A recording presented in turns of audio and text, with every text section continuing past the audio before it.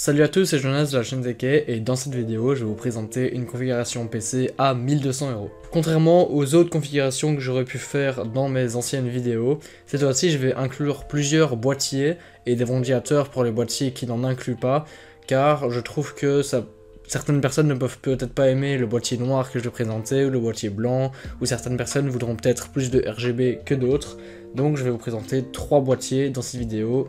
Donc les prochaines vidéos de config ainsi que celle-ci. Commençons donc avec le boîtier noir, l'Aerocool Trinity, ce n'est juste pas écrit dans le titre. Il coûte 65€, à 3 ventilateurs RGB, un à l'arrière de 120 mm et 2 à l'avant de 140 mm, comme j'ai dit RGB, donc très intéressant. Passons au deuxième, le blanc, un Deepcool Macube 110 qui lui aura besoin de ventilateurs RGB additionnels si vous voulez du RGB dans votre PC. On a bien sûr un ventilateur 120 mm à l'arrière noir, mais vous aurez sûrement besoin de le remplacer. Donc il est blanc, il coûte 60€ et je le recommande aussi parce que je le trouve aussi très beau. Le troisième boîtier, c'est aussi un boîtier Deepcool, mais le Matrex 50 cette fois-ci. Il a une vitre sur le côté et une vitre à l'avant, donc ça c'est aussi par rapport à votre goût. Il coûte aussi 60€, donc c'est comme vous voulez, vous pouvez choisir soit le premier, soit le deuxième, soit le troisième. Vous resterez de toute façon en dessous du budget de 1200€. Les ventilateurs à acheter si vous voulez du RGB dans votre PC, donc dans le deuxième et le troisième boîtier, ce sont les Corsair ML120 à 10€ pièce, donc je vous conseille d'en prendre 3 ou 4. Passe ensuite à la carte mère, la Asus Prime A520M A2 à 90€. Je la recommande souvent sur cette chaîne, donc ne vous étonnez pas si vous la voyez. Ça vous donne aussi un indice sur le processeur qui va arriver, puisque c'est une carte mère AM4. Je la recommande souvent car elle a 4 channels de mémoire, du RGB, beaucoup d'étages d'alimentation qui sont refroidis, et un I/O plutôt correct, donc voilà. Continuons avec le processeur, le Ryzen 7 5700X à 270€, ce qui je trouve est un bon prix pour ce processeur, puisqu'il est tout aussi bon en jeu, tout comme il est en applicatif, avec ses Weaker et ses 16 threads. Donc Ryzen, les processeurs AMD ont toujours été très performants en applicatif, donc si un jour vous décidez de faire du montage, de la 3D ou des vidéos, il sera très performant et donc ne sera pas le processeur que vous aurez à changer d'ici quelques années. Pour refroidir ce processeur, j'ai trouvé le Cooler Master Liquid ML240, donc c'est un water cooling 240 mm, donc deux ventilateurs de 120 mm à 80€, donc je trouve que c'est un très bon prix pour un water cooling tout court 240 mm, surtout de chez Cooler Master, je trouve plutôt beau. Contrairement aux images, il est bien RGB, comme dit dans le nom, il est juste montré que en mauve sur les images. Il a 5 étoiles dans les avis et il a l'air très intéressant vu son prix. Comme carte graphique, j'ai trouvé la RX 6700 10Go, une version OC de chez Sapphire, donc un très bon modèle, à seulement 390€. On pouvait trouver la RX 6600 plus cher que ça durant la crise des cartes graphiques, donc je trouve que c'est quand même très intéressant.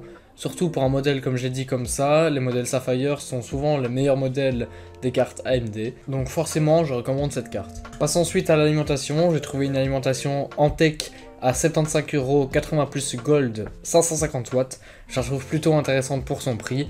Antec est une marque connue et elle est certifiée 80 plus Gold, elle est semi-modulaire comme vous pouvez le voir ici, donc je trouve ça intéressant. Elle est en stock mais dépêchez-vous si vous la prenez sur Alternate. Et bien sûr, si vous vous posez la question, oui, les câbles sont inclus, c'est même obligé dans une alimentation semi ou complètement modulaire. Continuons avec la RAM de la Kingston Fury 32Go de DDR4 à 3200 MHz pour 123€. Je trouve que c'est quand même plutôt intéressant d'avoir déjà de la RAM RGB, mais surtout d'avoir 32Go de RAM dans un PC plutôt moyen de gamme, car comme j'ai dit avec le processeur, vous pourrez faire de l'applicatif plus facilement avec 32Go qu'avec 16Go, où ça devient même limite avec les tout derniers jeux, comme par exemple Warzone, ou même de prochains jeux qui sortiront. Et terminons cette configuration avec le SSD, toujours Kingston, le Kingston NV2 pour 85€. C'est un SSD plutôt intéressant car c'est un SSD 4.0 pour seulement 85€. 1TB, je voulais pas aller plus bas dans une configuration à ce prix là. Donc voilà, rien de plus à dire, il est très intéressant et il a des bonnes vitesses de lecture et d'écriture. Et maintenant je vais vous montrer le benchmark, donc la vidéo qui va vous montrer les performances de votre PC. Ici c'est un test sur la RX 6700, mais puisque vous avez un Ryzen 7 et 32 Go de RAM, vous ne risquez pas de bottleneck votre carte graphique, qui pourra donc être à 100% de sa puissance, et les performances seront donc similaires, même si l'auteur de la vidéo avait peut-être un meilleur processeur. Donc je vais vous montrer ça tout de suite, c'est sur Cyberpunk en 1440p Medium, mais cette carte graphique pourra vous permettre de jouer en 1080p Ultra, ou comme dans cette vidéo, en 1440p Medium High, ça dépendra des jeux. Je vous laisse regarder ça.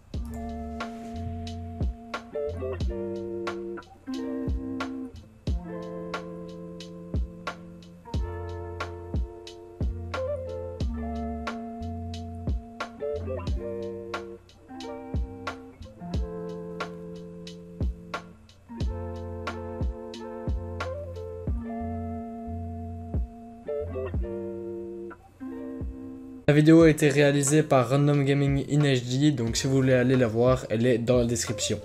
Cette carte a aussi 10 Go de VRAM, donc elle est très bien pour jouer à des plus hautes résolutions ou pour les prochains jeux qui utiliseront plus de mémoire. Comme vous pouvez le voir dans Cyberpunk en 1440p, elle n'utilise que 4,5 Go de VRAM, 4,6, et elle en a 10, donc ça va être bien et utile pour les prochains jeux pour pas que la carte graphique soit à la ramasse. Sinon, j'espère que cette configuration vous aura plu, que la vidéo aussi vous aura plu. N'hésitez pas à liker et à commenter la vidéo si vous avez quelque chose à dire ou si vous avez apprécié la vidéo. En tout cas, c'était Jonas. Ciao!